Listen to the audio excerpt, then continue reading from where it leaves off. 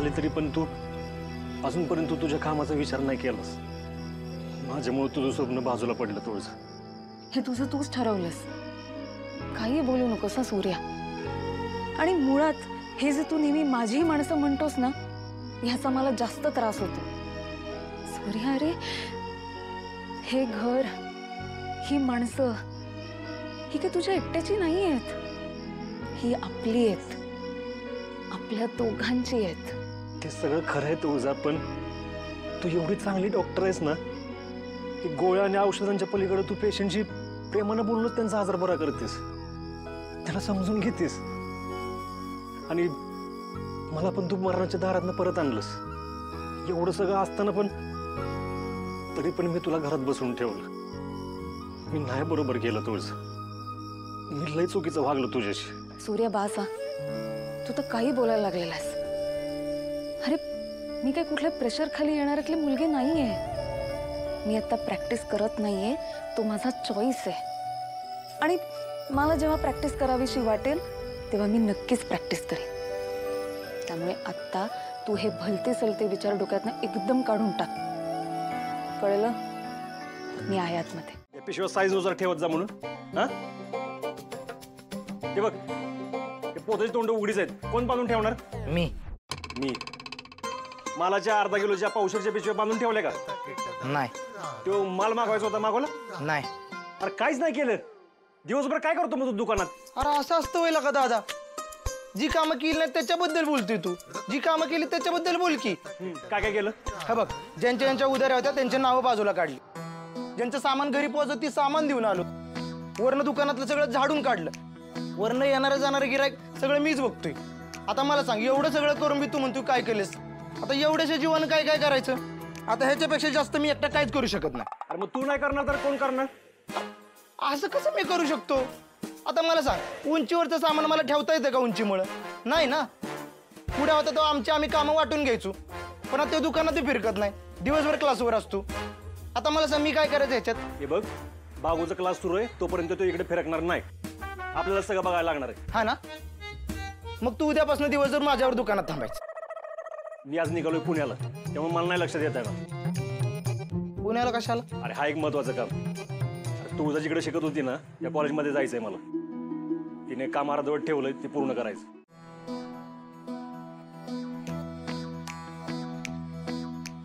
हे बाईला, माझं 10 नंबरचा पाना आणि मारुतुल बघितलं का कुठं तू? हो नाना, तुमचं सामान कुठे ठेवलंय मला काय माहित. बघा की इकडेच कुठं तर ठेवलं असाल. अरे स्वतःच्या मनाला लाज तरी जरा. हा काम नाही, निदान शोधायला तरी मदत करत जा ना जरा. आणि ते मोबाईल नावाचं बूट बाजूला ठेव. नाना, हे घ्या तुमचा मारुतुल आणि हा तुमचा 10 नंबरचा पाना घ्या. काल आल्यावर आतल्या टेबलवर ठेवून गेला होता तुम्ही. बघितलं का नाना? स्वतः वस्तू तुम्ही इकडे तिकडे ठेवता आणि शोधता दुसरीकडे, आणि नाही सापडल्या की माझ्यावर फायरिंग करता. ए खाऊन खाऊन बैल झालाय नुसता, आणि बापाला शहाणपणे शिकवतो रे तू. तुला ना चांगला ठोकूर. नाना अहो राहू दे की. तुम्ही कशा लोक चिडचिड करताय? परत तुमचं पित्त खवळेल. बरं, हे असले मळलेले कपडे घालून कुठं निघालत?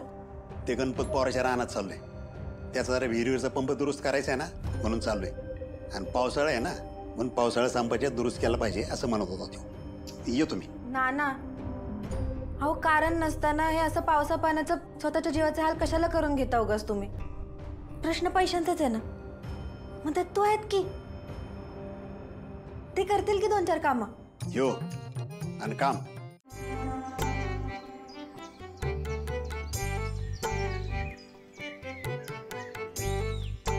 आत्या, हा मी बहिणीला कळवलं होतं, पण ती अजून कशी नाही पोहोचली? मला वाटलं होतं दर्शन पण होईल आणि तिला भेटता पण येईल. अगं आता वाईच इकडं तिकडं होतायच, येईलच बघ. तेजू, कशी आहेस बाळा? बरी आहे. मला लई आनंद झाला बघ. तुला जुळी होणार आहेत हे ऐकल्यावर मला राहावलंच नाही. मी लगेच आले तुला भेटायला. आता लई काळजी घ्यायची हा. तेजू, भेटलीस का गायला? अशा वेळेला आईचा आशीर्वाद सोबत असणं फार गरजेचं असतं. म्हणजे सगळ्या बाबतीत मदतही होते आणि मायेचा ओलावा सुद्धा सोबत राहतो. तेजू, तुझं नेहमीच कौतुक वाटतं बघ मला. तुझं साधेपणा, तुझं निस्वार्थी वागणं, लहानपणापासून तू अशीच आहेस. आणि आता अजिबात घाबरू नको. तुझी पुण्याई तुझ्या पाठीशी आहे. सगळं व्यवस्थित होईल आणि माझा आशीर्वाद आहे तुझ्या पाठीशी. किती गोड दिसतेस ग तू. वेगळंच तेज आलंय तुझ्या चेहऱ्यावर. मला जेव्हा सूर्य झाला होता ना, मी नेहमी आनंदी असायची. पहिलंच बाळंतपण होतं ना माझं. पण तू जेव्हा माझ्या पोटात राहिली तेव्हा वेगळंच तेज आलं होतं माझ्या चेहऱ्यावर. तुकतुकी आली होती. अगं माझी सासूबाई मला म्हणायची, आशे वेगळंच तेज आलंय तुझ्या चेहऱ्यावर, या खेपेला पोरगीच होणार. तू पण आता तशीच दिसतेस बघ. माझं मन मला सांगते, तुझ्या पोटी तुझ्यासारख्या 2 गोड पोरी येतील बघ.